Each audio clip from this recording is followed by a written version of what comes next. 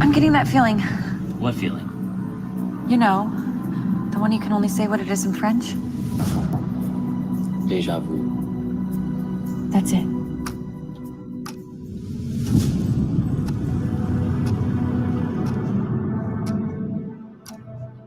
This is very special. It's beautiful. Wear her always as you grow. You okay, babe? Landing? Already? It's fast, huh? Take a look. What the hell? Are you all right? Someday, I'd like to live by the ocean. This was a day that everything changed. No way! We're the ones who go through this alone.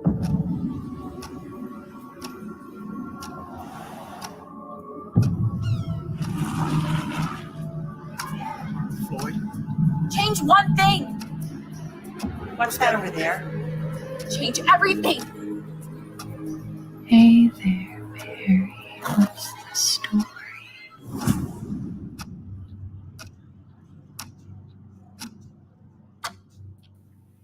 All right. And that was the trailer for That Feeling.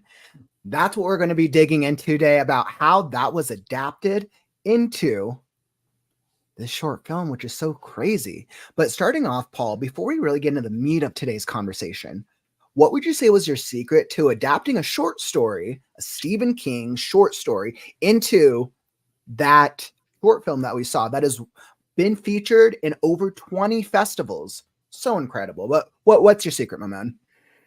Thanks. So I guess the biggest secret is, surround yourself with people who are amazing. That's the best way to make a great film, I think. So, getting the core group of people that are going to help you be as successful as you can. And, once you've got that group of people, then you feel sort of unstoppable, invincible. Whether you actually are or not, that's up to that's up to you need the people who will go through like the woes with you at the low points and help you like spread the awareness. Were you able to get all those people in like the very beginning, or did they kind of all like come together throughout the process? It is a process. So in the beginning, what you mean this wasn't done overnight? No, yeah, of course. I did it over the weekend. Oh yeah, okay. So it's definitely a process. And in the beginning, I had one person whose name is Ben, and I was like, "Hey, I'm going to try to do this. And what do you think? Should I do it?" And he was like, "Yeah, let's go for it." So, it was me and Ben in the beginning, and a couple of other people who eventually started kind of cheerleading that as well. So, I'm still like sitting here like shocked that it even exists. It's like surreal. You're like all this time later, and it's grown to this like thing, which is so cool and awesome. So, Paul, thank you for sharing that. I know we're gonna hop into that and more, but first, I'd like to take a moment and welcome you to the Create Right Now podcast. This podcast is designed to help elevate your experience as a writer. And today, we're going to be sitting down with award-winning filmmaker and author Paul Inman as we explore how to adapt a short story into a film. We're going to be going through every single part of the process. But for those of you just watching on the replay, don't worry, we got you covered. Time codes get added to the end of the stream, so that way you can hop to the part of the video that brings you the most value. Now, as we talk about our schedule for today, we're going to be going over the entire process of what it took to adapt a short story into a film. We'll go over the adaptation process, the development process, especially as it pertains to writing. So that way, if you are thinking about like, hey, I want to adapt my own script or my own story into another format, this is the stream for you. And then we're going to dive into a little bit of the production process and a lot of the festival process as well. How do you get into festivals and what has the experience been like? We'll also be doing, we have two really cool things for you.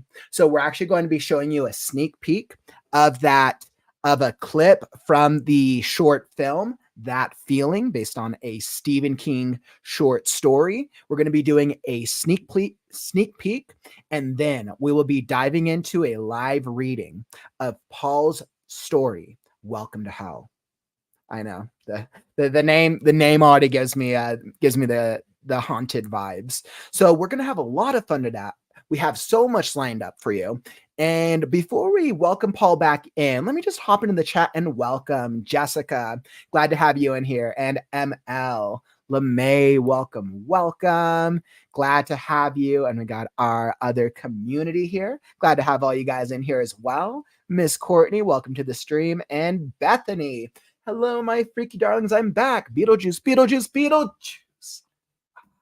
Let me tell you, I still haven't seen the new one and I want to see it very badly, but horror season is upon us, my friends, as October is just around the corner. And what better way to kick off the spooky season with a Stephen King story? Literally the perfect vibe to kick off October, because we got all the creepiness this month. So without further ado, Paul is an award-winning filmmaker and writer. He was born and raised and still lives in coastal South Carolina. He has a passion for storytelling across many platforms, including all genres of films, music, podcasts, and of course, writing. Paul is also an author. His debut novel, Ageless, was a winner in the Sword and Laser contest on inkshares.com. Which that's so cool. I'm gonna have a question for that as well, with accolades from the international film festivals and competitions, such as Beaufort International Film Festival, Stephen King Rules Dollar Baby Film Festival, the South Carolina Underground Film Festival, the Crimson Screen Horror Film Festival, and more. His short films can be seen on Shorts TV, Amazon Prime, and YouTube. Paul is a Coastal Carolina University graduate with a BA in music, performance, and an MA in teaching. Let me welcome back to the stage, Paul Inman. Welcome, Paul. Hi, sorry, I was muted. I couldn't figure out how to get unmuted. So thank you. It's so surreal and strange hearing you read that back, and of course, I sent that. And you're like, it's listening to it. You're like, yeah, I've done all those things. Listening to it, it's definitely very, it's very crazy. Like, I'm like, that's not me. I can't live up to that, So what do you? So as you kind of like think back on your history so far, what's the one thing that stands out the most? As maybe something that you like might be the most proud of, or something that's really like, wow, that's crazy. All of it is crazy. If I jump back to, let's say 8 or 9 years ago, right? I didn't have any of this stuff. I was sort of like gonna start I'd kind of started working on a book maybe 10 years ago. And then I was like, oh, I like, learning how the movie making process works. And I was really kind of just starting to get interested in that. And it's just so crazy to look. You can't see it from where you can kind of see one right there. I have a poster from this film behind me, but in front of me, I have a poster from lots of the films that I made on the wall on this side. And it's just crazy. And I want to say, I think I have that. Yes, we have this poster pulled up. I pulled up from an article. Yeah. Yep. That's it. So it's just so crazy. But one of the things that is most surprising when I look back at all of it is that that I have been able to just accomplish any of these things. And like, I'm just a regular person that, one day was like, I want to try to make stuff. You know what I mean? Like, so, and I have been doing that, and I have moderate, I guess, success. I wouldn't call it success, but I am successful for myself. You know what I mean? And I'm proud of the things that I've been able to accomplish over the years. And the Stephen King one rates high up there. It's hard for me to choose. These are like children, you know what I mean? So, like, who's your favorite child? And exactly. Parent can never say that. And it's like, oh, yeah, that's right. But right now, they're all watching me on the wall back here. So. You're like, yeah, you're all my favorite. Yeah. Well, that's awesome, Paul. I think what I really appreciate the most is that you've had experience and that you're continuing to have experience with many different hats. Beyond like that, being a filmmaker, you have to wear all the hats from writing, pre-production, production, post, marketing expert. Like you got to learn how to do all the things and or build a team around you. Same thing as being an author, right? Exactly. Having a published book out there, having published stories, you also write the story, edit the story, find people to read the story, market the story. It's so much. So for that, I'm impressed with how much you've accomplished so far. I'm sure this is probably only the beginning, right? Well, who knows? I don't know. I mean, my knees and back don't tell me it's the beginning. It feels like I'm a little further along. Yeah, the aging not process. getting younger. Just gotta work faster. Yeah, work faster. That's right. Awesome. So today, what I want to do is I framed our topic today around how you adapted the short story, how you adapted the Stephen King short story into a short film for $1. Now, what we'll be doing is we'll be diving into this process. And for those of you who want to know, we'll be coming back to this question very, very shortly.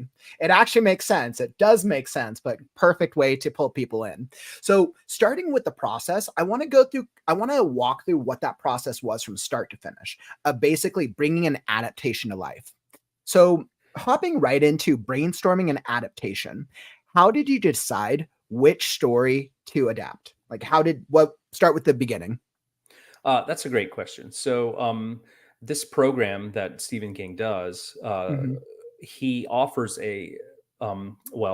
spoiler, it actually ended in December. So he used to offer, he used to offer this program where any of his stories that weren't actively signed by someone, like a production company, he would offer for student filmmakers and independent filmmakers a chance to adapt one of his stories. And there were several options when I was going about this. I think there were probably, just to guess here, maybe 20 different short stories that usually come out of his collections or where they've been published over the years. Was it that there was like a list of stories that you could choose from, or they were just like any Stephen King short story?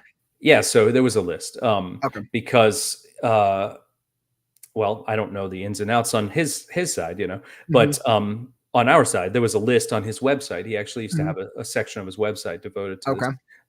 And that list, generally, these are less well-known stories. And they're generally stories that are maybe more difficult to adapt. Not always, or they're just like. Say that again. I'm sorry. No, I just said that was really interesting. Oh yeah. So they are maybe not quite as accessible, So he was like giving back to sort of the creator community a little bit. And here's a fun fact: he's been doing this since the late 70s. So the program went on for more than 45 years, and he just ended it. What like writers or authors will sell the rights for somebody to go make their stories for $1?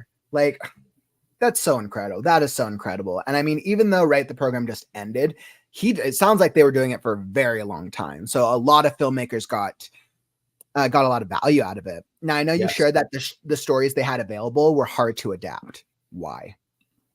Well, they may have had difficult things in them. For example, That Feeling has a couple on an airplane, and as an independent filmmaker, that is tough to adapt because that's expensive, right? Because you probably have to rent out an airplane. That's pricey. Yep, it is very pricey, and but that's only a minor inconvenience. A lot of these stories are more introspective kind of stories, and that's what we had to deal with as well.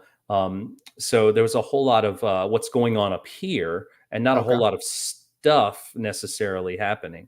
So it's not like a lot of them weren't like big action pieces or anything like that. They're a lot more introspective. And with that said, they're all fantastic stories. When I was choosing, going through and making my decision, I read all of the ones that were available. I was like, I'm going to read them all and see what like appeals. Which one felt right?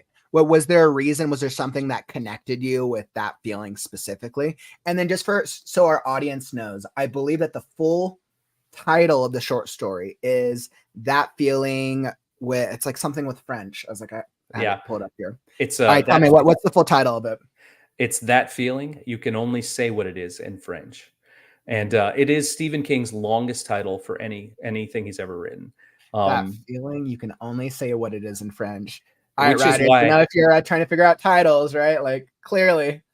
Yeah, so that's why I immediately I was like, oh, that's way too long for a poster. So that's got to get trimmed down. So we just cut it down to That Feeling. The process of choosing, I narrowed it down to 3 stories. And out of those 3 stories, any of them would have been fantastic. The first one was a story called Mute. And that story it was a really interesting story. It was more accessible, I guess maybe is the best way to think about it, in terms of making a short film. And it's basically about a guy who picks up a hitchhiker who has a sign and says he's mute, on the sign when he's hitchhiking. I'm mute and deaf. I need a ride or whatever. And when he's in the car, when they're in the car together, the driver of the car kind of spills his guts because he thinks that, hey, I can just say whatever I need to get off my chest and whatever, right? And turns out that the guy either is lying. I mean, it's a little bit ambiguous, but yeah. So you find out throughout the course of the story that this guy is goes and gets a little bit of revenge for in lieu of the person who's driving, because he's having a sad life and things are falling apart for him. And his wife cheated on him and stuff, So that was one of my choices. And I will tell you that I actually moved away from that, not because the story was bad, but I noticed that there's a lot of adaptations of that story. So there were there's a lot. So you almost wanted to do something that hasn't been done as often, because then it allows yours to potentially stand out, which clearly it did. Clearly you made the right choice. Thanks. Like 20 festivals later. And we'll be getting to the festivals bit in a little later, but clearly. So that's awesome. So it's between Mute, That Feeling, and there was a third one. Yes. The third one is, what was the name of it? I think it's called Stationary Bike. Stationary Bike is this guy and this is a weird one. Okay. Not that Stephen King doesn't do weird, of course, but this was a bit of a weird one, even for Stephen King. It's a guy who's overweight. He goes to the doctor and the doctor's like, oh, your lipids are all out of whack or whatever, right? You need to exercise. So he buys a stationary bike, puts it downstairs in the basement of the apartment complex that he's in. Okay. And he puts up a map on the wall, and he imagines that he's, riding these trails, and in his imagination, he's getting chased by these lipids that are now personified. You know what I mean? I know it's very strange. Yeah, it's strange. Yeah. And in Stephen King fashion, things go crazy, and the guy tries to destroy the bike, and the bike doesn't puts itself back together. It was really a weird one. I thought that was an interesting one, but I was like, that's maybe a little too hard, like a little bit too hard to really translate onto the screen. Okay, so then between the Mute, the lipids, and then the plane story, which I don't want to give away. I don't want to give away too much, because we're going to be able to check out a sneak peek, and I want viewers to actually watch your film, which is super awesome. And this is just me being curious, is there a place to watch the film online yet, or is there going to be at some point in the future? Well, that's a great question. When you sign your contract to get an opportunity to do this, they're very clear and explicit in the contract, and they say you cannot put this online. Now, that doesn't mean that people haven't done that with their own. Some people have had permission. Some people even get picked up through production companies occasionally, and they get put on streaming services or whatever, right? Currently, there is not a way to see it online, but that doesn't mean there won't be. Right now, so maybe after King Con, I imagine. Potentially. But right now, it was just in a festival actually this weekend. Friday it screened, and this particular festival had an option to where they could screen it online for a few days afterwards. So I'm going to reach out to them and find out. Yeah, so you might be able to have a chance to watch the whole thing, but if not, we have a exclusive clip just for you. Yeah. So Absolutely. And we'll be sharing the clip in just a little bit. Now, as we're talking about that adaptation process, and you actually spoke to this at the very beginning, you spoke to the importance of building a team, which myself, having been worked on television and film, we know teamwork is that makes the dream work, right? That's right. So did you partner with other writers or filmmakers during the early part of the process, from choosing the adaptation, then starting to get into the writing portion and the planning for it? Yeah. So at the time, I was part of a local kind of a film group here where I live, and the early ideas. This was after I had, gotten the permission to do it, but before we started really diving into the planning stages. There was some early ideas of working together on trying to do that, but semantics of what happened is not important or whatever. But ultimately, I ended up shifting directions. So, but my friend who I mentioned earlier, Ben, he was instrumental. And whenever we sat down, whenever I got the contract, signed the contract, sent it back, I sat down with him, and we had several. At that time, it was 2020. COVID was pretty raging at that point, so we had a lot of like online meetings like this, where we would just go through. It's not a very long short story, maybe 12 pages. We would go through each paragraph, like what's important here. What should I pull out? He was a really great sounding board for the ideas that I had. So really, in that initial stage, Ben was absolutely key to really helping dissect this short film. Short story. Yeah. If you've never read the short story, it's challenging, and a lot of people didn't adapt it because it's not only very introspective to the character. And you asked me earlier, and I don't know if I actually answered, what was it that really brought me to this story? One of the main things was I love the character work in this piece. Like this character is really really real. I mean, you know what I mean? Like it feels like a real person. They're not shallow. They're not one-dimensional, So that was something that was really interesting to me. Like a lot of times you might have a bad guy in a tale, and that bad guy might be very predictable in things that happen, and very sort of cliche in what's going on. This person felt a little more realistic. But on the other hand, what I was saying was what makes this hard to adapt is very introspective, and it's also non-linear. So when you're reading the tale, we're jumping around all over the place. And when we were dissecting, when we were dissecting the story, it was like, okay, in this paragraph, we're in the present. And then in the very next paragraph, we jump to a memory or a flashback, but it doesn't, there's not like a transition or a break or anything like that. So it was a little bit jarring, and it made it sort of challenging. I had to read it several times before we started really breaking it down, just so I can make sure that I had my head wrapped around it. And how long was the short story? How long is the original? Yeah, it's about 12 pages. You can actually read it online. It was published in the New Yorker in the late 90s, and the New Yorker still has it online if you want to read it. Longest title. Yeah, that feeling. You can only say what it is in French. And the New Yorker, search for it. You can find it out there. But ultimately, we wanted to stay true to that feeling, no pun intended, of that non-linear kind of thing, which works great, I think, in a visual medium, because you have some way to tell that you're shifting to another time or a different scene. Even you've got a visual to go along with that, and a lot of times an audio cue to go along with that. And the idea that you could kind of jump around in time is appealing to me. I don't dislike that. I know there's some people who totally are like, let's go A, B, C, D, E, F, G. I don't care what happens on L yet because I'm not there. That's okay. That's okay. I mean, there's nothing wrong with that. I enjoy all kinds of storytelling. Sometimes it's confusing, and I understand that.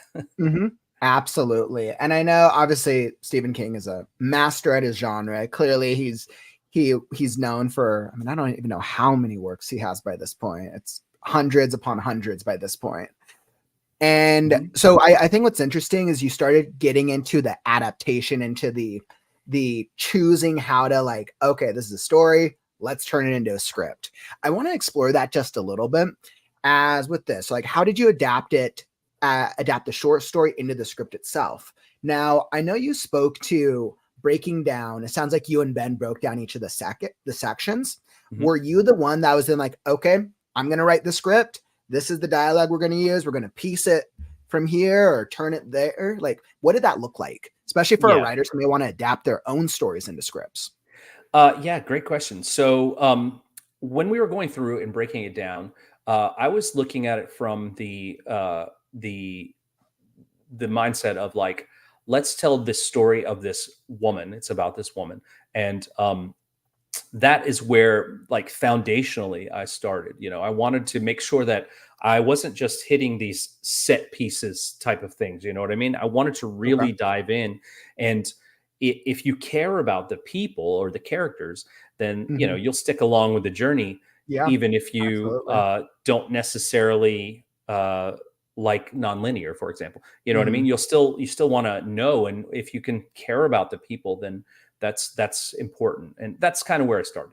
So when we started breaking this down, Ben was a great sounding board. I had a bunch of ideas, and, you know, you throw them at the wall and some of them stick and some of them don't, you know, but there are really clear things in any adaptation. Like, you know, you've got to hit these plot points to make the story make sense. For example, there are major pieces of dialogue that, you know, the story won't make sense without it. So when I was adapting the short story, you know, we actually did a lot online because, as I mentioned, it was during the height of COVID, and we had a document that we shared, and we just went through, and as we were doing things, we were just highlighting in there like, okay, this is important, and we color coded it because that's, you know, the way my brain works. Yep. I'm the same way. I got 10 highlighters. Yeah. So we color coded the things like, this is important because of XYZ, you know, like this is a location, for example, or this is an important piece of costume, like information. Yeah. So something we could break it down in our minds and really understand how each how nuanced it was, and how to really approach the idea of, okay, what works and what doesn't. For example, there are parts that from the short story that were changed or were left out altogether because it was just like, okay, well, is this just a throwaway thought from this character that doesn't mean anything down the road? And let's maybe analyze that, like, because, you know, there are some dialogue or some thoughts in the, you know, when you're doing the introspective stuff with your characters, or the inner monologue, the inner voice, right? Some of that stuff sometimes is just stream of consciousness, you know? And it was trying to pull this apart, like almost like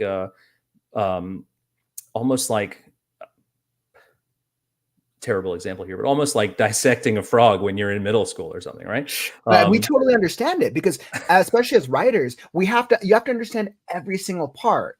I always break down stories into character development, world building, plot, structure, all the things. Now with screenwriting and filmmaking, you have the story, you have the budget, you have the costumes, you have the set design, the set. You have there's so many things to think about. So I totally understand that. Yeah, there absolutely are. And when you're adapting, you're going from this written medium to this visual medium, right? So you're basically getting rid of the interiority, but you have to figure out, how do I express interiority on screen? Exactly. You got to get into the minutia of all that. Like, it might just say, oh, you know, we're on a jet, for example. And you have to think about, okay, well, what does this jet look like? Like, what are we going to do? Like, when it comes to a jet, you take whatever people will give you, you know what I mean? Or whatever. But ultimately, like, you've got to really, these are decisions. There's just hundreds of decisions that come along with this. It's exactly like writing something fiction, for example. There's hundreds of decisions that you got to make as a writer. And a lot of times we don't, or at least I don't, really overthink these kind of choices. I just, you know, we we know it feels right. And then maybe we go back and we do the edit, we read it and we go, okay, well, that doesn't work. Or this needs more, or this is a little too vague, or whatever, right? But generally, we're not really analyzing as we're writing. We're writing what we can envision, like the story that's in our brain. When you're going through and you're making an adaptation, you know, I found that it's a lot more of that other type of thinking, the analyzation kind of stuff. Why is this happening? Why is this important? Does it need to be there? Does the story exist without this? Especially in this nonlinear story where they're jumping around in time. Like you're like, okay, why is this important? Because if it's not important, do I want to have, you know, spend money on this? You know what I mean? Because everything you shoot and film is spending money. You know? That really is. And the budget is such a huge aspect of it. Yeah. I'm sure like, okay, now who's paying for it? Which producers do we have attached? Who's going to act in it? Yep, absolutely. When, what would you say? So from this early part of the process, as we think about the technically pre-production, but the brainstorming, the developing, the writing, you finally have the script. What would you say was the number one biggest obstacle from this part of the process? Oh, was there like one thing where this was just like nightmare? Oh, of course. The hardest thing was actually, I'm going to say the hardest thing was getting the plane, but getting the plane was not that hard. Being able to get to the plane was kind of hard because, you know, you can't just rent a plane and park it on the street and use it. You know what I mean? Yeah, you have to. So you probably had to rent a space, I imagine. You probably had to rent a lot or a space or private airport, I imagine. Well, to be able to film on it, right? Yeah, something along those lines. So it just happened that I asked everyone that I've ever known for every favor that they would ever give me, and luckily, what you gotta do, right? Rely on your network. Yeah. Luckily, one person was like, "Hey, I know a guy who owns an airplane restoration business. It's also more than that, but anyway, yeah, still as a part of it. Yep. Yeah, and he's like, I think we can get a plane. And really early on, Ben randomly coined a phrase that I loved, and it said, "Hey, where there's a plane, there's a plan." You know, so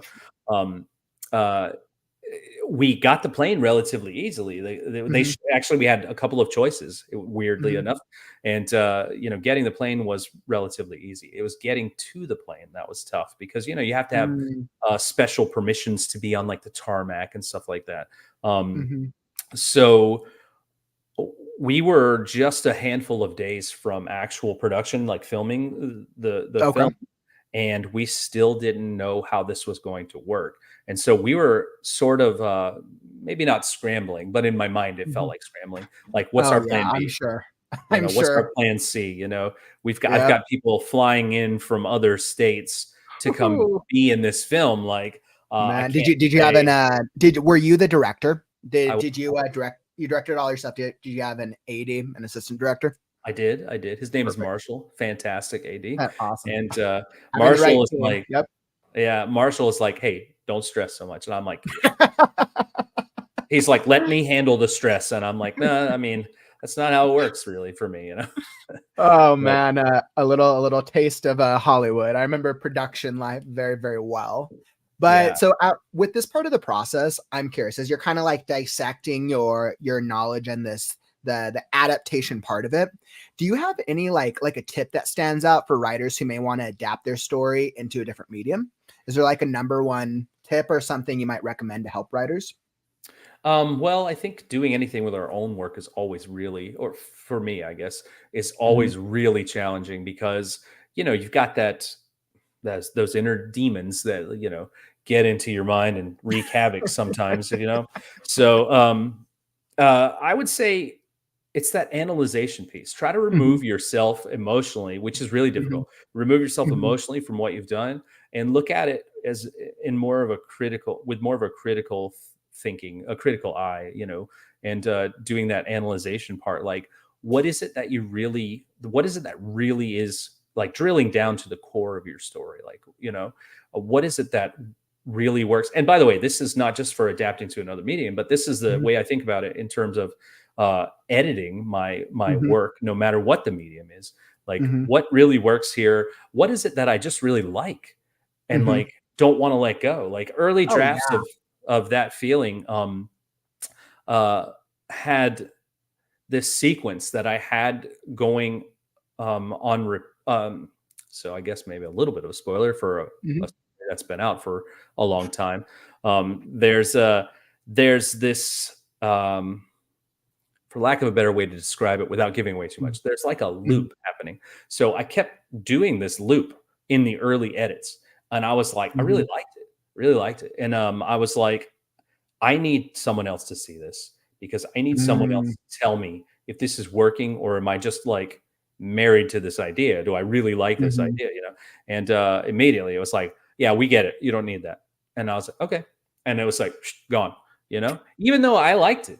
I was like, I understand. And, you know, it's listening to that voice in up here and reality. Like I recognize it now, but back then I didn't recognize too much into it, but I recognize it now. Like if I'm wondering if it's too much, then it's almost always something that you can change, you know, really. If you start thinking about it, if you start going, maybe somebody else needs to give me their opinion, then you've already made the decision. You just don't want to make that decision. You know, you just haven't committed. Yeah, we kind of do that to ourselves a lot, actually. We're like, it's almost like where we're trying to like second guess ourselves and almost minimize once we've already actually made the decision on whether or not to get help or get with a problem. So yeah, that's happened to me way too many times.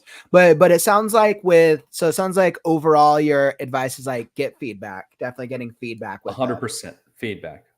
And feedback makes everything better. Yeah. Oh yeah. And any medium, it doesn't matter.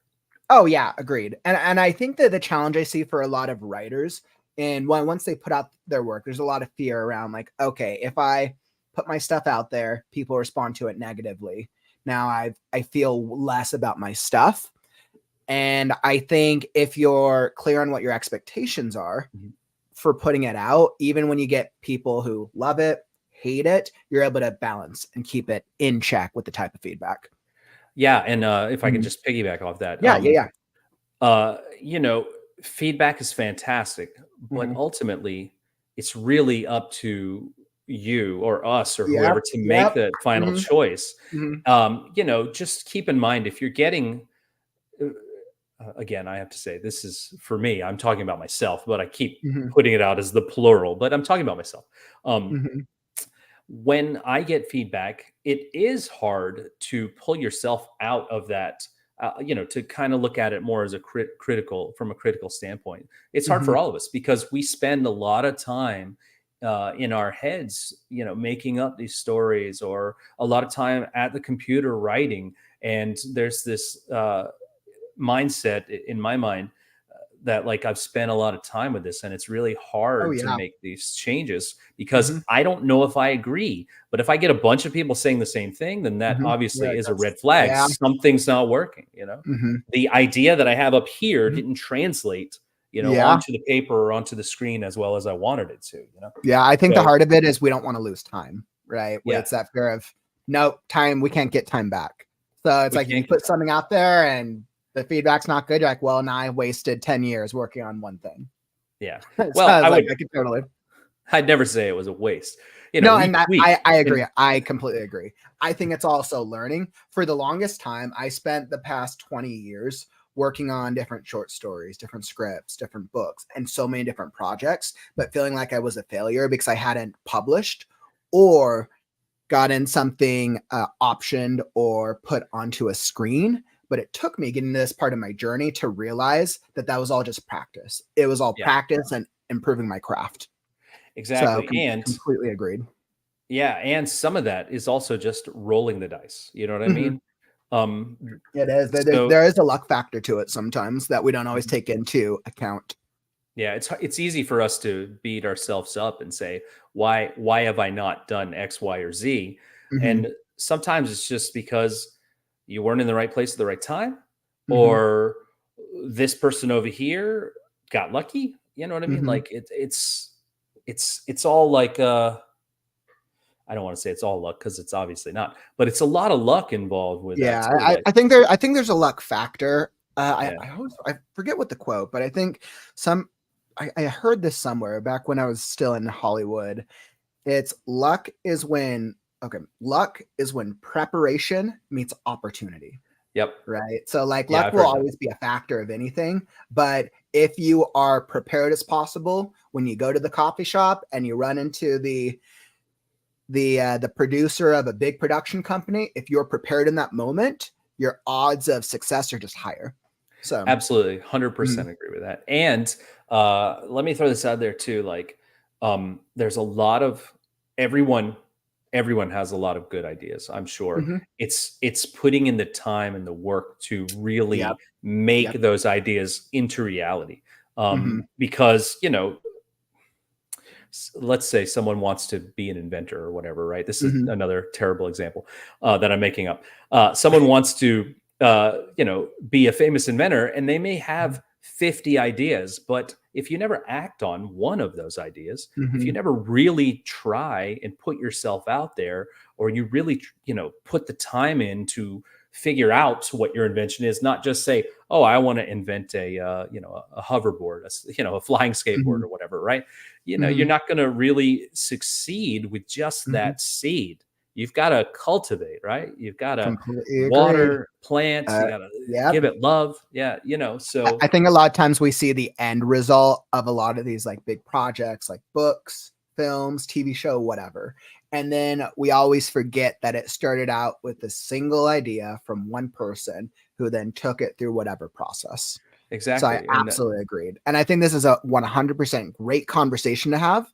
And I know this will bring our audience here a lot of value. But I think now is a perfect time. Why don't we hop into the sneak peek of your short film? That all sounds right, like let's do it. That Feeling. All right, give me the title again. I'm gonna keep forgetting the original Stephen The King title. original is That Feeling. You Can Only Say What It Is in French. Awesome. Adapted into the short film That Feeling. So this is a sneak peek, not available anywhere, right here on the Create Right Now podcast. All right, so I have it all set up, Paul, and let's see what we got.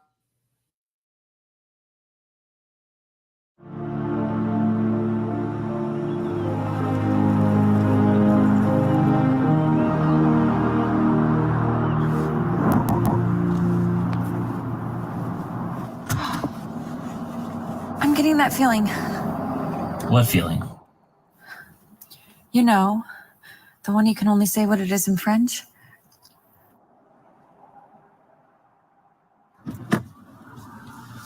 Help me here, Will.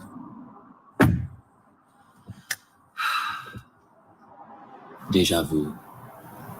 That's it.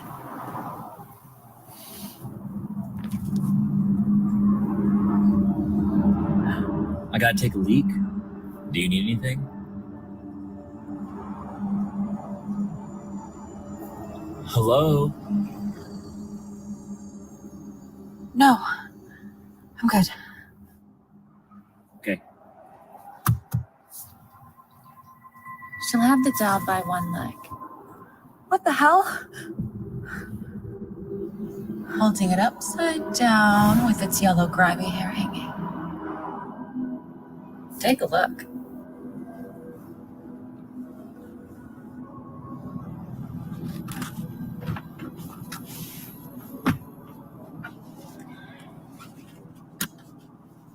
She just doesn't have the doll anymore. What's that?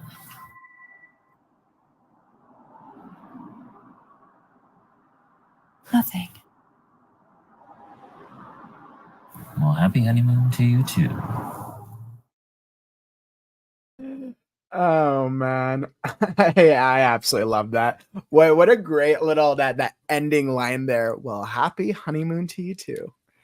Yeah. I love that. I love the intrigue that I get from that scene with she's in the car and then clearly she's just watching a girl playing with her doll, and clearly the girl's playing imagination. I was like, maybe it's a girl.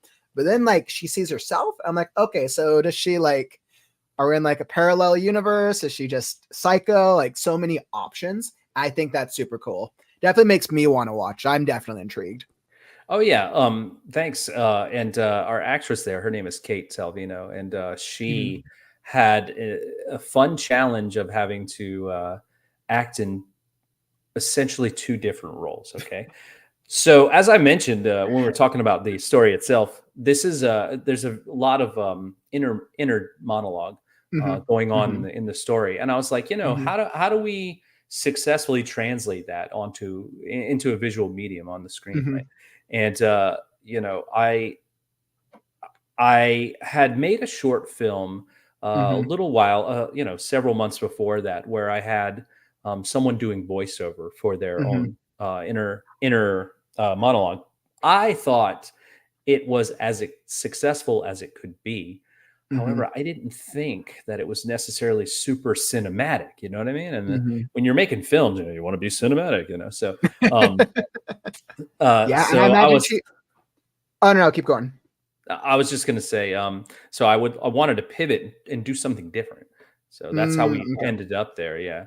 But I imagine that's hard with I'm trying to put myself in the mindset of an actor, especially anything with CGI, right? So you basically had to film the scene twice, and then she's one each, and then it all gets edited together, right? Yeah, we had a fantastic double for her. Her name was Gary, and Gary was she was a great sport. We bought a second costume, and she got a wig, and they looked really similar. They looked really similar. And she filled in. So in that shot that in that clip that we just saw, we have Caroline, and then we have Backseat Caroline, which was her name in the script, Backseat Caroline. Because you mostly see her in the backseat of the car, right? So they would switch places and do the scene, and then switch again, and then do the scene a second time. And so Kate could act against someone, and be able to react and have more realistic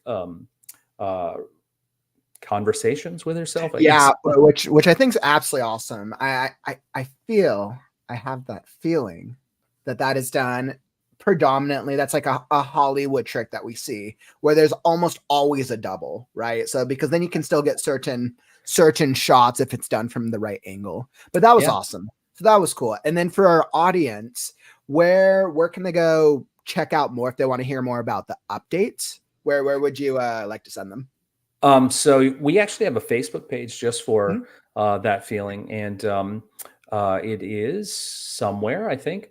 Right. I got it pulled up here. I'll drop it in the comments. Yeah. And it's just That Feeling Film, facebook.com/That Feeling Film. I'm pretty sure.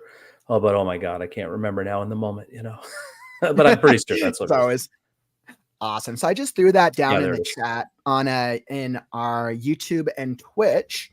And then we'll also throw it up in Facebook.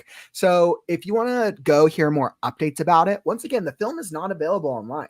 You have to go check out one of these screenings. Sure, it sounds like there's a possibility maybe in the future, but nothing guaranteed. So right now, if you want to see updates or learn more about it, go check out the Facebook page. Go check out the YouTube channel, which remind me your the YouTube production company name. Where Are You From Pictures? Yeah. Where Are You From? So, that's a good that's a good name. Yeah, I got a fun backstory with horror thriller-ish vibe, huh? I said I got a fun backstory with that. We had So when I was, in my early 20s, and as you do in your early 20s, you do dumb stuff. So we would hang out at this. We would hang out at this. It was like a diner, but it was like a 24-hour diner. And one of the guys who worked there, he used to always say to us, and it's just so silly. He said, "Hey, where are you from? Hey, where are you from?" all the time. And he was a great guy. He was a really funny guy. And I named it that because sort of in honor of him, he sort of passed away. He had colon cancer or stomach cancer, excuse me. And so before this ever was a thing, I was like, if I'm ever going to name anything one day, I like that. So I like his name is Javier. Javier, that in honor of Javier. Where Are You From Pictures, which is awesome. Absolutely love it. So Paul, first off, thank you for sharing that. And thank you for giving us this little exclusive sneak peek. That is very cool. I'm in love with it. 100%. I want to watch it now. So with where we're going next, so I want to go into a few points. So I think before we get into live reading, because I want to pivot to your author journey, because we got some really cool stuff that you're working on as a writer. I want to touch upon the festival and the marketing portion of it, because the festival thing, over 20 festivals, that's mind blowing. So, as we think about marketing and festivals, how did your strategy lead you to being showcased in over 20 film festivals? Well, if you're interested in making films and trying to get into the film festival circuit, it's Mhm. actually much easier than it's easier than it ever has been. Like because Oh, you really? can Okay. just yeah, you put your film online. For example, there's one website. There are more than Mhm. one, but the one that I Mhm. predominantly use is called Film Freeway, and Okay. you basically build almost like a profile like you would do on any social media just for your Mhm. film, and you can have the choice to keep it private or not private.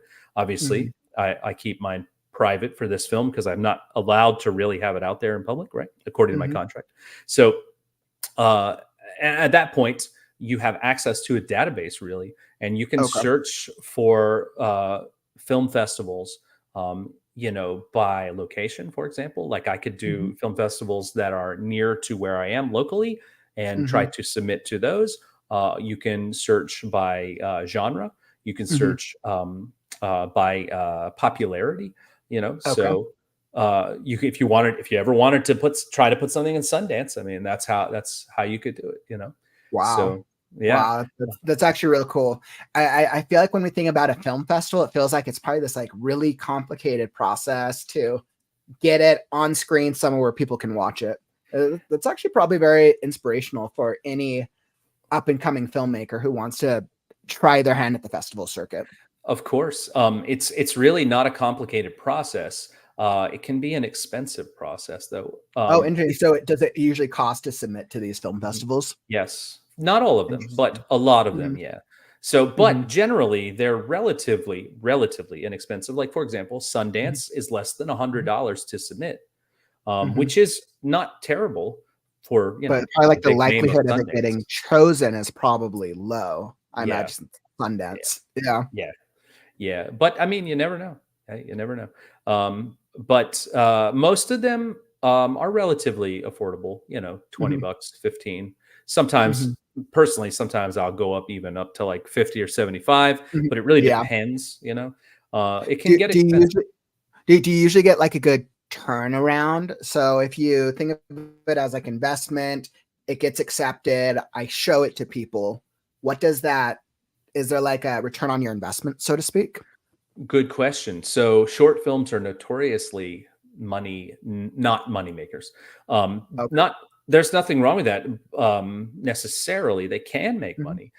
Mhm. However, I mean, name two short films that you've ever seen, not just online, but like Mhm. somewhere, like on TV or something, or in a Yeah, and theater. I You know what wouldn't I even mean? know because I think about short films and it feels like it's that weird category of if I'm gonna watch a movie, I expect an hour and a half at least for a movie that I'm gonna go Yeah. stream somewhere. But then Mhm. lower than that, and maybe I'm influenced by YouTube. I'm like, okay, well, I'm probably just gonna go watch a YouTube video. And it's Right. like And short. Sometimes you see the anthologies. I see the mhm. anthologies sometimes, but I could see what you're saying though, with short films being that kind of like weird category.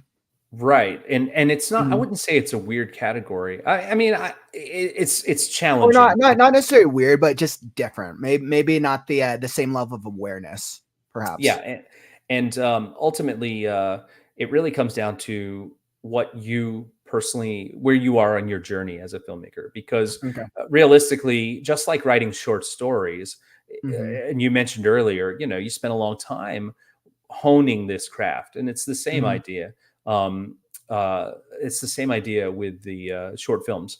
Really, it's can be a nice jumping off point. It also helps you Hmm. learn how to do these things.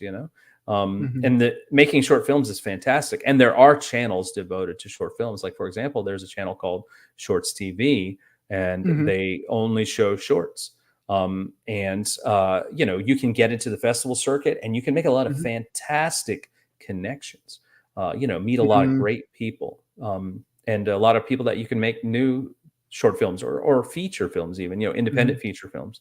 If you went that route, you definitely could get onto streamers. Like it's Hmm. easier than ever to get onto like Tubi, for example. Hmm. Um, and you could get your stuff out there like that. Like I could put my short films, with the exception of this one because of the Hmm. contract, but I could put my Hmm. personal short films onto Tubi if I wanted to, and Okay. you could make some money. Yeah. But you'd have to have. It's almost like streaming music. You got to stream millions of songs. Got to stream millions of times before you to actually actually get money. some type of revenue.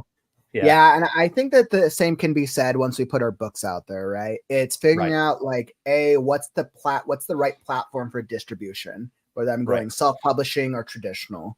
And then once it's out there, same with films, how do I get it out to as many people as possible to draw them into either the story or who I am as a filmmaker or writer? Yeah. So I could see kind of that narrative. Yeah. And for me, like getting my films into film festivals just helps me create a network, and it helps me, get my name out there. So film festivals will say, oh, we had a film from him a year ago or 2 years ago, and it was really good. Let's check out this new film that he sent, and we know that the audience response was really excellent for it. So there's a chance that, that by doing this, you're helping build your own personal brand. Oh yeah, I completely agree. So I think that's absolutely phenomenal. I know Courtney was saying a lot on YouTube that deal with issues among our schools, things they give you a call of action. Yeah, absolutely, because they're easier to interact with. People already know things like YouTube. Tom Baker, great info. Thanks for stopping by, my friends. And so what I'm thinking next, Paul, is I want to dig a little bit into your author journey. Not only are you a filmmaker, you're an author, which is cool. Yeah. So why don't we start off with we're going to be doing a special live reading of Welcome to Hell. Like, that's a great title. So why don't we'll do the live reading first, and then we can dive, we'll dissect it after. Okay. So give me just a sec. Let me just pull everything up. Awesome. And this is just a quick note. So if you are enjoying the stream, follow and subscribe. We're here every day with the Right Now community. Daily writing live streams, 270 and counting. Whether you're looking for author interviews like here on our podcast, critique shows to help you improve book or script excerpts, or you want to learn more for our like blurb and pitch fests, daily writing sprints. And we have some holiday events, a flash fiction Freaky Friday competition coming up, a choose your own adventure, NaNoWriMo event, and much, much more. So tap that follow button and the subscribe button, and you'll be alerted when we go live. Now, what we're going to be doing next, we're going to be hopping into Paul's book, the beginning of his novel, Welcome to Hell. We'll dissect it a little bit about where he's at with the process after. I have it pulled up on the screen. Awesome. And this is the first chapter. This is great. The thing I forgot to ask Paul was, once again, Paul, remind me, what genre is this? So I guess this is like I would say cosmic horror. Cosmic horror. Awesome. And then so I like to just we love cosmic horror on this channel. We have a lot of cosmic horror fans, so this is actually perfect category. I like to describe it as Lovecraft meets Men in Black meets Clerks, maybe. Ooh, those are all absolutely excellent references. Okay, so cosmic horror, and then is the book out yet, or are we still in the development stage of it? So this is a novella actually, and it's part of an anthology. Yeah. So the anthology is 1 week old today. So it came out last Sunday. So yeah. Perfect. So I think what I'm going to do. This is the first time I've ever read it for anybody. So and this is part of the Macabre, a horror anthology, correct? Yeah. Yes. Beautiful. So what I'll do, so that way we can make this a little presentational, I'll pull up the picture on the left side so our viewers can look at, maybe if we get it to load. Nope, maybe. Can't decide. All right, there we go. Perfect. So that way we get that. So it's part of our horror anthology. All right, so I'll deal with the screen. You can start whenever you're ready, Paul. All right. So this is chapter 1 of Welcome to Hell by me, Paul Inman. This chapter is called Joe. Again? I'll tell you what I can, but my mind is a jumbled mess, full of inconsistencies and holes, filled with terrors and my own wild, twisted thoughts. God, I hope they're my own. One thing I know for sure, Doug had no idea what was going on. And thanks to Joe, the night manager, he never would. All right, Doug, we all got families we'd like to see tonight. Just another minute, Doug pleaded. Sorry, Charlie, no can do. Let's get going. I'm locking up in T-minus 20, Joe said, looking at his watch. 19? All right. Doug slowly slid himself off the worn and tattered old stool. With his feet barely touching the floor, he tapped the buttons on the decrepit video poker machine in a last-ditch effort to strike it rich before the new year. 7, lemon. Damn son of a bitch. Come on, Doug, Joe echoed. Let's go home. It's New Year's Eve. Ah, he spat, waving his hand. You've got your whole damnable life ahead of you. The vitriol was real. I couldn't help but snicker at the sad old man as he walked, heavily favoring his right leg, toward the exit, grumbling all the way. I didn't know Doug well, having only worked there for a few months. He seemed unhappy, but mostly harmless. Happy New Year, Doug. The night manager held open the door. We'll see you tomorrow. He closed the door behind the old man, twisted the deadbolt, and locked the double glass doors. Joe stared out the window as Doug vanished into the wintry night, mumbling to himself as he was wont to do. The assistant manager was on duty as well. Michaela was her name. She'd always called the night manager Sarge.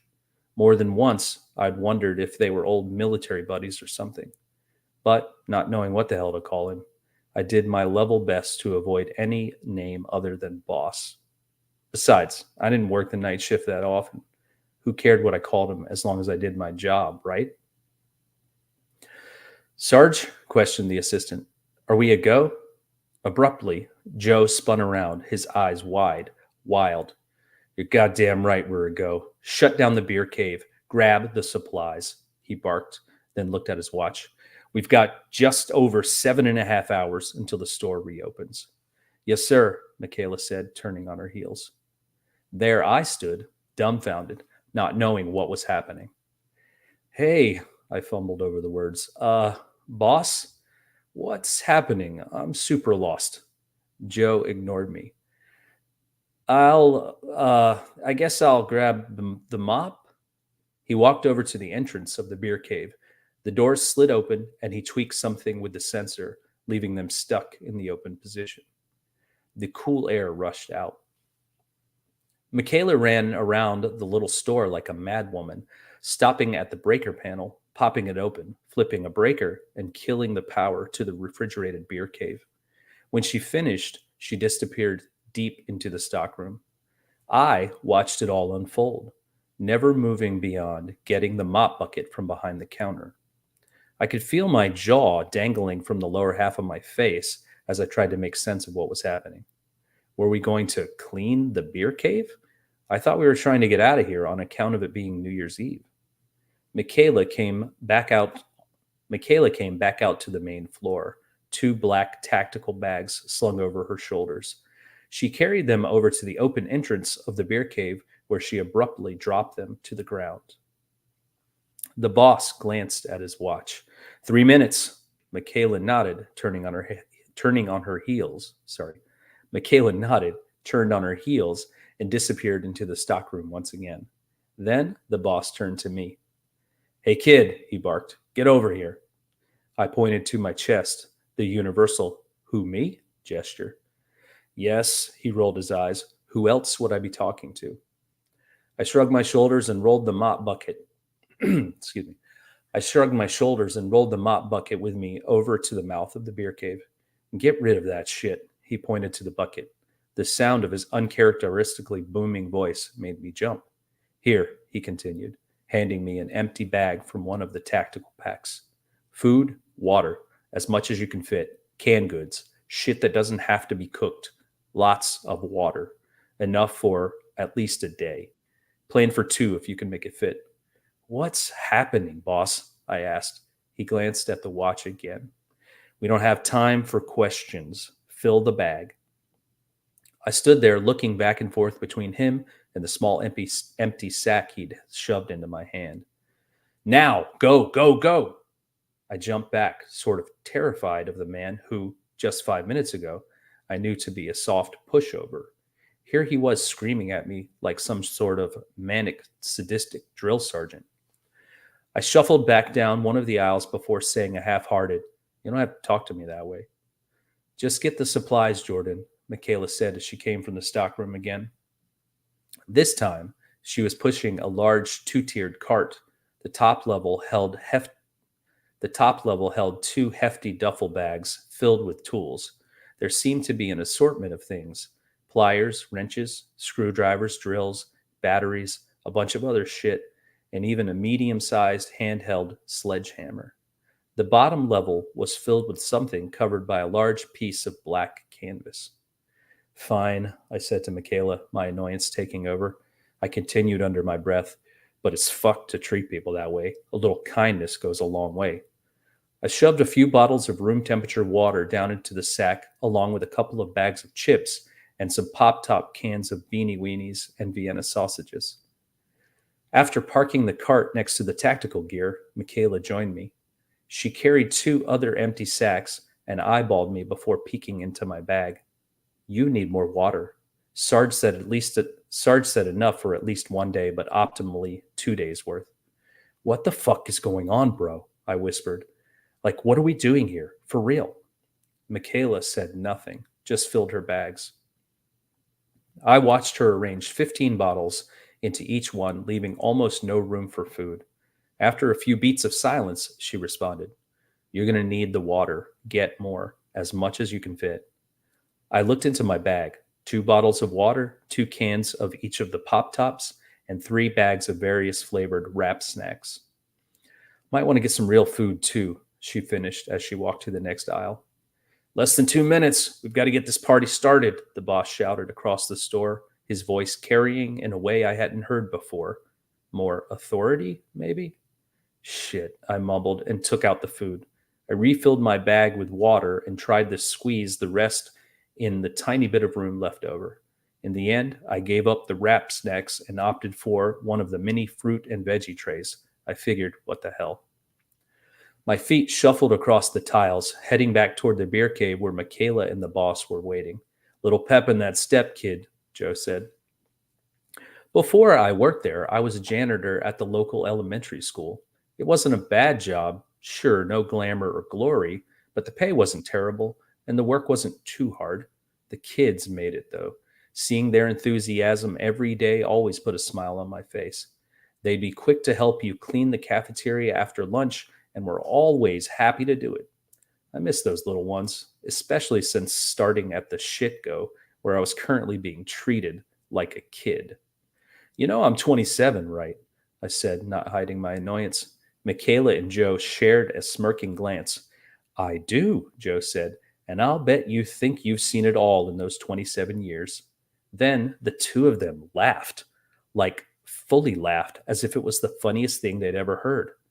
My brow pulled down so far I could only make out the fuzzy shapes of the people through my eyebrows. "You know what?" But Michaela cut me off, throwing something at me. I almost dropped my bag of food and water, but managed to snag the garment out of thin air. I held it up, trying to understand just what the hell it was. "Put it on. You're going to want to lose that hoodie," Michaela said. "Be quick about it," the boss added. What the hell is going on here? I waited for an answer. They both stripped to their underwear. I was a little surprised at how fit they were, especially for a middle-aged, average-looking white man with more gray hair than not, and a beautiful but aging black woman in her late 30s, who both worked full-time at a convenience store. I sat the bag of food and water on the nearest shelf, let the garment fall open in front of me, and inspected what appeared to be a charcoal gray jumpsuit. I felt ultra-thin tubes running along the inside of the suit, sewn between layers of fabric.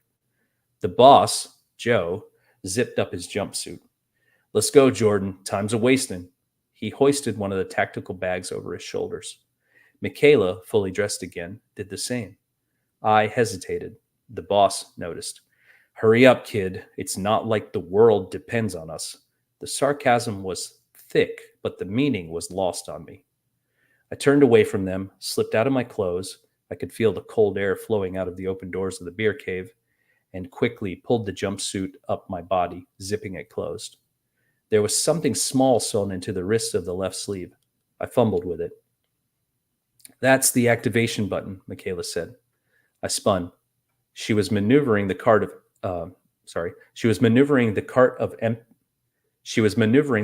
equipment into the opening of the beer cave. While my back was turned, she'd placed the food and water bag next to the tool bags on the top tier. Don't activate it until we're on the other side. Side of what? She looked at me, then to the boss. It's better to find out once you're there. Joe, the night manager, the boss, Sarge, whatever you want to call him, didn't look at me when he spoke. Here, Michaela threw me an unlabeled tube she'd pulled from somewhere in her pack. Rub this all over any exposed skin. She was covering her own walnut-colored skin while giving me directions. What is it? Mostly melanin. Why? I asked. Let's go, time's wasting, the boss said. I squeezed some of the gunk out and rubbed it into my face and hands, cringing the whole time. I hate anything on my skin. Always have. Not sure why. It makes me feel, I don't know, not clean. Joe turned to Michaela. What's the temp? Michaela spat out the answer as if it were rehearsed. We're in the green, Sarge. We were over 10C before I packed our food. Excellent. Let's do the damn thing. The boss tightened his straps and stepped into the beer cave behind Michaela. Beer caves are nothing new. Before modern refrigeration, caves were the optimal way for beer brewers to store their beer. Hundreds of years ago, the cool and relatively steady temperatures underground gave the beer a longer shelf life. Modern convenience stores started switching to beer caves, essentially giant walk-in refrigerators, not only to store their alcohol, but also for ease of use. No longer did we have to restock cans, bottles, or cases through the tiny door. It was a game changer. I digress. Watch and learn, kid. The boss nodded toward Michaela, who nodded right back, looked over the equipment on the cart, and pushed it hard toward the back wall of the beer cave. She was just about running, and I thought, holy hell, she's going to smash the cart and herself into the metal wall. I was wrong. Big time wrong. What the fuck? I shouted when she didn't hit the wall. She disappeared inside of it, phased through it. That's not right either. It was as if reality warped around her in a shimmering bubble, but not a bubble, not really. More like a zipper or something. It opened up the fabric of the universe and swallowed Michaela whole. It's unnerving to think about, like a sideways mouth devoured her. Then the boss looked at me and said, "You're next. Just run toward the rip and you'll go through." Right through what? I was thoroughly fucking irritated at this point. I'm not running into the wall made of jello. Nah, fuck that. I'm good. Joe sighed, reached behind his back into a hidden compartment in the bottom of the tactical pack, and pulled out what I lovingly call a BAG, a big ass gun. No, I didn't know what kind, nor did I care, because he parked it right between my eyes. Get your ass through the rip or get your ass shot in the face, he said with little trepidation. The gun was a little dramatic, if you ask me. My guess is that I had to go since I'd now seen the thing in action. Joe wasn't going to risk leaving me behind after that. I gulped audibly like one of the old Looney Tunes cartoon characters when facing imminent danger. Well, since you asked so nicely, I might have peed my jumpsuit a little. Just go fast toward the wall, Jordan. The temp is optimal and it will suck you through. It feels a little weird, but you'll be fine. Weird was an understatement. I steeled my nerve, no other choice when a gun's to your head, and I ran. My ears popped. I wasn't ready for that. And I wasn't ready to feel like what I imagine taffy feels like when it's being pulled. A split second later, or maybe it was an eternity, it sort of felt like both.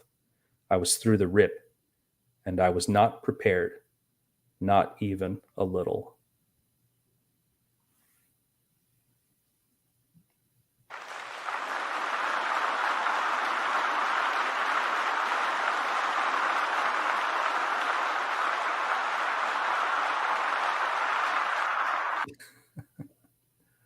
Thanks. Awesome, Paul. That was very, very cool. I was thoroughly entertained that entire time. I want to say that, like, I really want to know, like, they're going into hell, right? Like, he has to be going into hell. And I think what I loved was your active voice is very engaging. Oh, thanks. Outside of your active voice as a writer is awesome. I feel like I was pulled into the head of this like new guy and really trying to understand as he's trying to understand, like, between the beer cave and the weird zipper, the weird like phasing wall that kind of feels like a zipper. Like, that was awesome. I love the description of them, because I was asking myself, like, okay, how do you describe someone going through a wall, but don't just like make it sound boring? Right. I love the Sarge. Sarge was an absolutely fun character. I'm like, yeah, Sarge is like that asshole, is like the BAG. Oh, that was great. And then your live reading of it was really awesome. Hey, thanks. That was nerve-wracking. And the whole time I was like, I just need some water. I totally understand that. I started doing live readings and critiques on the Saturday stream, I want to say about 8 months ago. And now after about 160 stories, I've started to get the gist of it. But let me tell you, the first 20 stories, it took some practice. But yeah, no, you were great. You were absolutely great. Thanks for giving me the opportunity. Yeah, absolutely. Like I said, that was a very cool thing to check out. So I'm just curious. I know it's part of this horror anthology, the Macabre, a horror anthology. So why don't you give us just like a little bit about this story? And you said it was a week release, so it sounds like this was literally just published. Yeah, just last week, last Sunday. Wow, awesome. Initially, I guess they were shooting for an early October, but I'm not on that end of the things with this book. So the early October release got pushed forward to be late September. So we were like, okay, great, fantastic. This lady who I actually met through Stephen King Rules Film Festival in Davenport, Iowa. Her name is Samantha Chambers, and she came just as a fan because she wanted to see some of these Dollar Baby films, and that's what this festival was all about, just Dollar Baby films. Because again, like I mentioned before, you can't see a lot of them online, so you have to go somewhere generally to see them. So she came to Davenport, and I happened to be there, and I met her, and we've been kept up a friendly rapport since then. And she asked me late last year, hey, I'm putting together an anthology. Would you be interested in writing something for it? Or do you have something written? And I was like, I could write something for it. I think that would be a lot of fun. And so that's how this story was sort of born. I had an idea. Cool. So you wrote it for the anthology. That's awesome. And you met them as a result of your filmmaking, which you never know who you're going to meet, right? I love Absolutely. that. I love that. So there's I think there's 13 stories, 13 authors. I think there's some of them contributed more than one story. And there are 15 artists. So the book has artwork as well as stories. And I'm currently reading, because, just like everybody else, for me, I only got to read my own story. So I'm currently reading the book. Yeah, reading the others. And so far they've been fantastic. A lot of fun. And it's a great, this time of the year is a great time for this. If you're into that stuff, these are great stories. So Paul, you're definitely a really fun writer outside of the filmmaking part, which is cool. I really enjoyed it.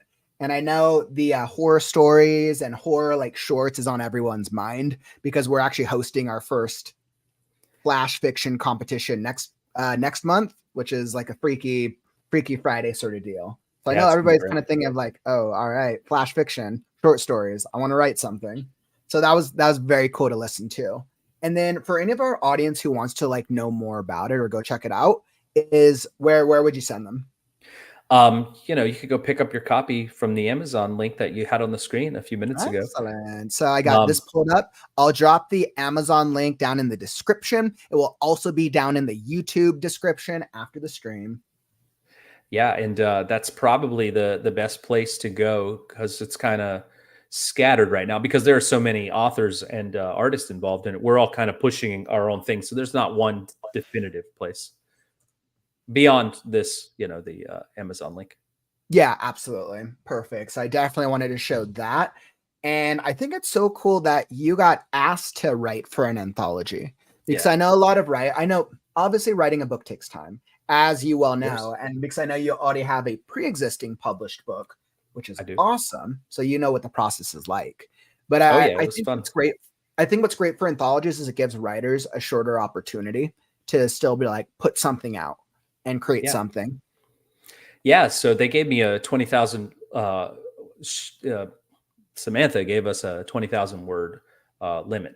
So I was like, 20,000 words. I got this. No problem. I'll be great. And as I hit 18,000, I was like, holy crap, I'm going to be too many words here. Yeah. So what I thought was going to be 5,000 word short story ended up being, after editing, probably like 18,500 word novella, so. Wow. Well, I think that's absolutely phenomenal. I think that happens to all writers. I finished the rough draft for my for a dark fantasy book that I'm working on. And during the rough draft itself, I'm like, all right, 80,000 fantasy story, 80,000 words. I get to 60,000. I'm like, okay, probably 100K. I get to 90. I'm like, all right, probably 120. And then the rough draft ended at 140. And I'm like, okay, got to get it down to 100 in the second draft. We'll see how it goes. Yeah. So I think it's because we're like, we're fine with the story that we need to tell, but then through the writing process itself, there's things that we want to explore, especially in rough drafts. We tend to try a lot of things. A lot of us tend to overly describe things or use too much, then we have to cut back. And I think that's actually a very common thing where like, I see it in my mind, put it on the page.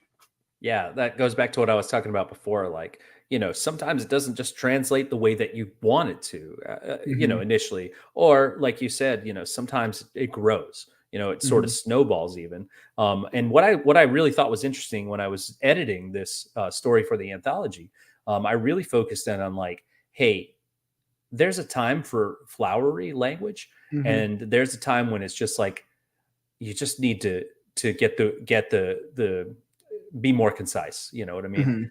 So not every sentence or paragraph needs to go on, and you don't need to necessarily, depending on what you're writing. Maybe I should, put that out there as well. You don't necessarily need to do that all the time. Sometimes just saying, what the hell is okay instead of going, oh, and then there, this and this and that and this and that, sometimes it's okay to, be concise. Especially when they give you a word count, you got to hit that word count. Especially, always got to follow the word count. That's right. So I think this is a great time to transition to the Q&A portion of our podcast.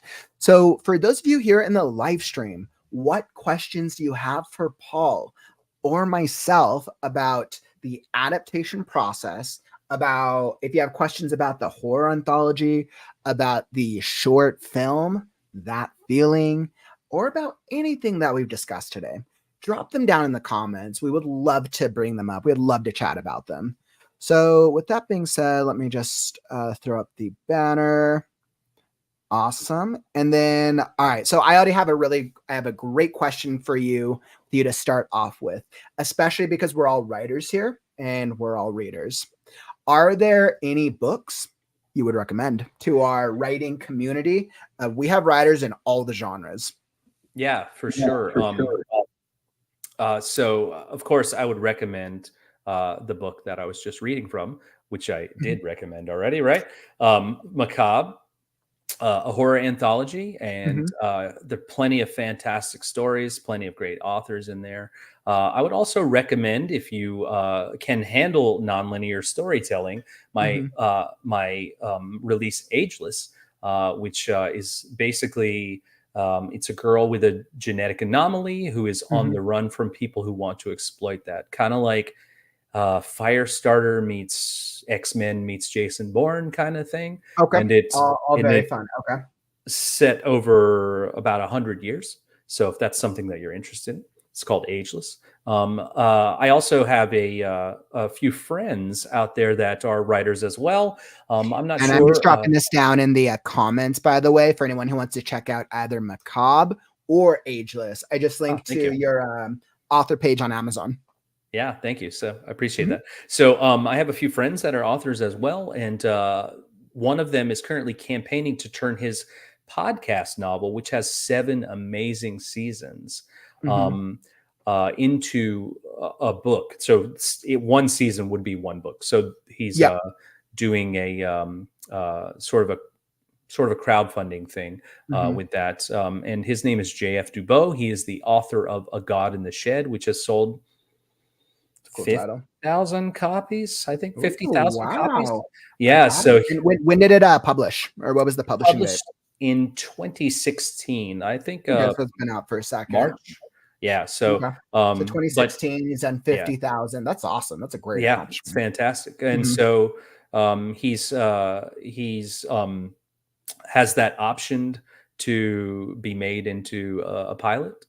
So there may be a TV show down the road, but he's trying to get this new story called Ache Willow is the name of it, Ache Willow. And the way he describes it is it's a cozy horror podcast, which he's hoping to turn into a book about coffee, witchcraft, baking, and demons.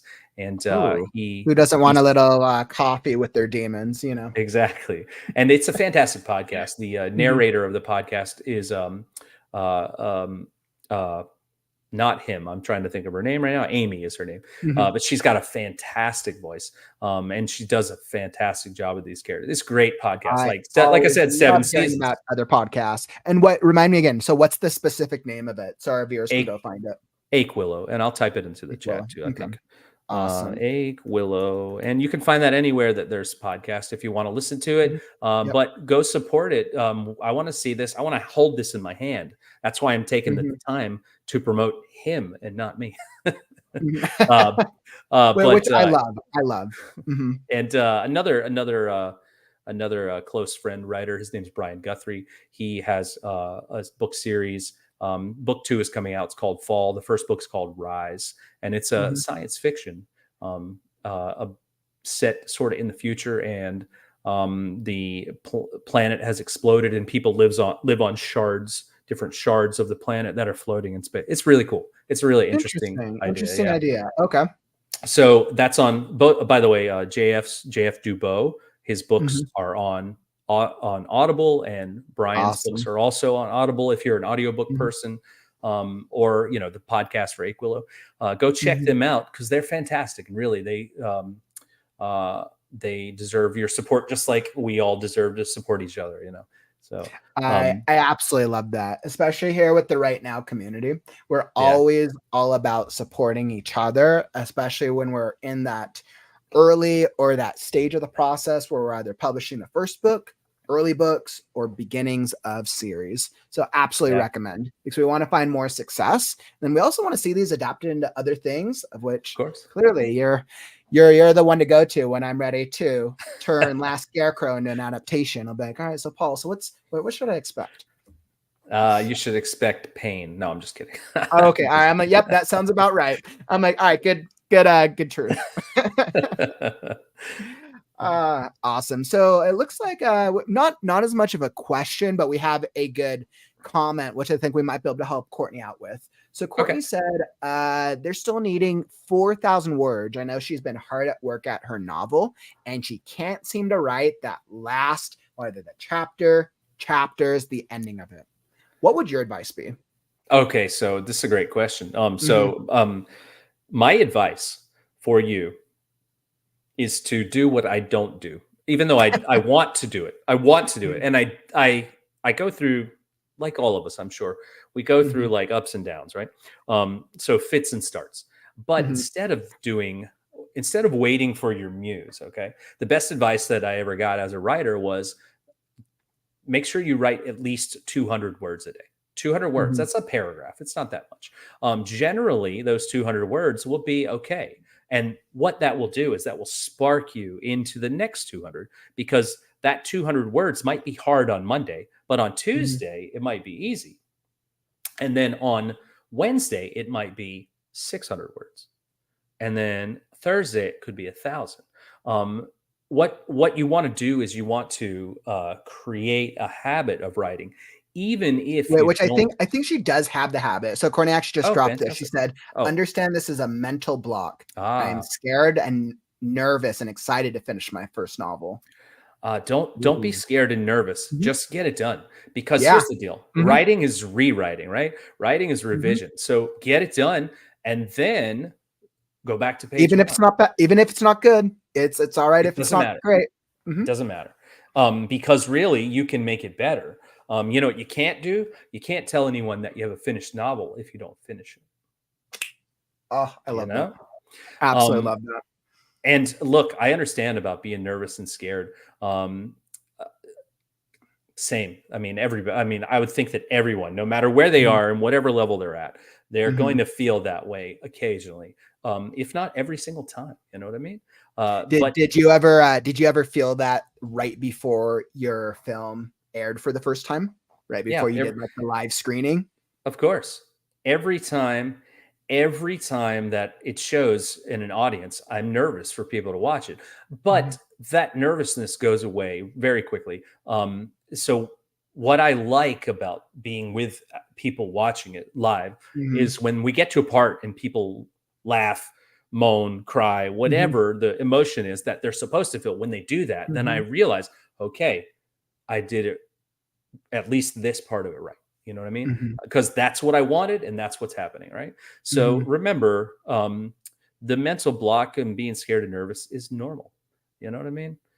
Even if you are an everyday writer, it looks like you are, I'm just guessing here, but you may be working on different things, or you may be Mhm. like, maybe I'll spend 200 words or whatever on this character background, so I can Mhm. get to know them better, which is of course, needed. But 4,000 words, you're at the finish line here. Like, Mhm. you could be done this time next Sunday. You could be done. Yeah. Yeah. You're at the finish line. You got Mhm. this. You got Yeah. this. You can do it. I absolutely love that. That's great advice, Paul. That is absolutely phenomenal. I know we got some support here. You can do it, Courtney. Yeah, Absolutely. nice. Working on chapter 30 today. Well, we Wow. definitely support you, Courtney. You're an awesome writer. So let's see, it needs to be done by Tuesday. So it sounds like Courtney set a goal for Tuesday as the personal goal, which is great. If you don't Now, meet that, that's okay. Make it Mhm. Wednesday. On Tuesday, Mhm. if you're not there, make it Wednesday. If you can't get there Mhm. Wednesday, make it Thursday. Like, our personal goals are Mhm. flexible. No one Mhm. is waiting on you but you. Okay. Mhm. And you can do it. You can. And you're at the part of your journey, Courtney, where you do not have any publishers waiting on you. So you're at a good part. You're at a good part of the journey. That changes when you're with publishers, because then people are waiting on you. Or when you've written 3 books in the series and now you have thousands of people waiting on book number 4. And So I'm you're at sure a that's great different you're at kind a of great pressure. part to Yeah. be. Yeah. Yeah. Oh man. So this brings up a great question, Paul. So like, I know you've been working on a lot, right? So I know you have your short film, you have That Feeling, you have your first book, Ageless, and you have the macabre horror anthology that just came out. Yeah. What's next? What's next? I said in your author journey, but just what's next in the writing journey for you? Well, I can tell you about the author journey. Actually, I Mhm. have a second novel that I finished last year. Courtney, you can do it. You can do it. Love it. So I finished the first draft on it uh, near the end of 2023, and I put it Mhm. aside because I'm sort of a believer in, let me bring new eyes to this. So I need to put it away for a little bit. Mhm. So I have given that to a few people to read. I've gotten some Mhm. feedback. I'm thinking of pulling it back out, but I'm also working on another. In the meantime, I'm working on another novel Mhm. that I've got about 60,000 words. I'm not sure exactly in. And, I'm just working on that. And in terms of writing, I'm always writing and filmmaking. We had a film shoot just yesterday Mhm. where we shot I guess it's a web series, but I don't really think of it that way too much. But we filmed our 4th episode yesterday, and Oh, just that's exciting. yeah, we wrapped the production on it yesterday, and diving into post production pretty soon Mhm. here. again, taking some time off because you just can't do it every day. I mean, I have a full-time job, you know what I mean? That's what I mean. I can't do it every day. So but still you have a full-time job and you're balancing production life and writing books still like that. Yeah. You're juggling a lot. Hey, I don't know how my wife is still married to me like she is. No, she's actually my biggest cheerleader, man. It's awesome. She's the best. Oh, well, that's absolutely awesome. It sounds like you got a lot coming up, which is absolutely amazing. And I know ML is like, man, we all wish we were there, Jared. I believe in you, ML. You will get there one day. Courtney wants one of those cards. So with that being said, so I think this is an absolutely great point. So as we hit the hour and a half mark, and I think about what's next as we wrap up the podcast, I always have to ask all of my guests this one question. Okay. If tomorrow was your last chapter in the book of life, you got hit by a bus or a car, what quote or philosophy of your own making would you leave for the writers or authors of the world? Ooh, I think first and foremost, I would really want to make sure that I leave something poignant for my family. If that extends beyond me, then that's okay. But that's where I gravitate to with this question. Okay. But in terms of if I really wanted to try to think about in terms of the world, I mean, I don't know. I think that, that my little bit of contribution into all of this made people happy, at least temporarily, that's one thing I want. I mean, I could pull out a quote or something, but I mean, I think ultimately just bringing other people joy, whether it's the joy of reading a new story or watching a new film or listening to a podcast where I ramble on about things that I don't really understand. I'm just kidding. No, I absolutely love that. Ultimately, for me, it's like, can I leave something legacy-wise behind for my family to be proud of me, Love it. Can I leave something legacy-wise for my... Awesome. I always have to make sure that I get all of these because I think this is awesome. My contribution made people happy, the joy of reading a new story or watching a new film. Can I leave something legacy-wise for my family to be proud of me? Paul, thank you for joining me today. This has been an absolutely phenomenal conversation. I feel like I'm ready to go back into production life right now and while balancing writing my book. So I'm so impressed by your journey, my friend. Thank you. I appreciate it. And let me say before I go, thank you so much. I appreciate you. I'm so grateful to be able to be here. And thank you for those of you in the chat. I appreciate you being here and your comments and contribution. And I'm just grateful that I get a chance to do this. Yeah, that's fire, Paul. Thank you. If for any of our buddy in the chat or if they're watching this on the replay, where can they find you if they want to know more? Almost all the social medias. I'm at Paul Inman SC. So if you look me up for that, and you'll find me on pretty much all of them. Beautiful. I just dropped your link tree in the chat so people can go thank you. Check out all the things or all the info, whether you want to go check out more about the short film, the macabre book, or anything else that we've chatted about. It's all linked down in the YouTube description down below. All right, Paul, but it's been phenomenal. I'll absolutely have to have you back. I love not just networking, but just keeping in touch with other writers and bringing everybody back. My goal is to meet all writers in the world. So I'm on that mission. Well, thanks for having me. All right. Thanks so much, Paul. Thanks for joining us. And as I look towards creative writing on the morrow, thank you so much for joining us today. As Paul shared, this has been a great conversation. I love being able to dig into the screenwriting portion and the writing portion, because they're both aspects of being a writer. Even if you're working on a script and you're going to bring it to the screen, or if you're going to do a graphic novel, or if you're writing a short story or a book, and you want to bring it to a different type of audience, the adaptation process is going to be a little similar, because you're going to have to figure out, how do I bring this type of work to a different medium?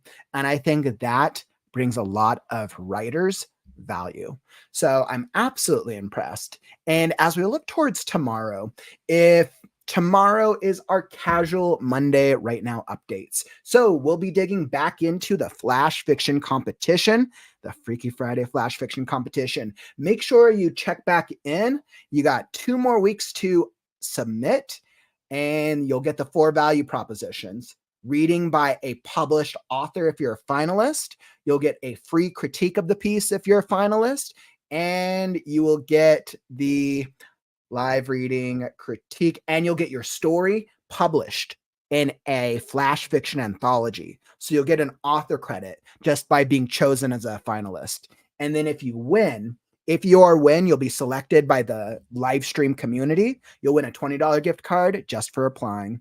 And the great thing is, costs $0. So definitely keep coming back. We got a lot going on. We'll go over a couple more updates tomorrow, and that will be great. Probably 2 p.m. Pacific, 2, 3, 4, 5 p.m. Eastern, our normal time on Mondays.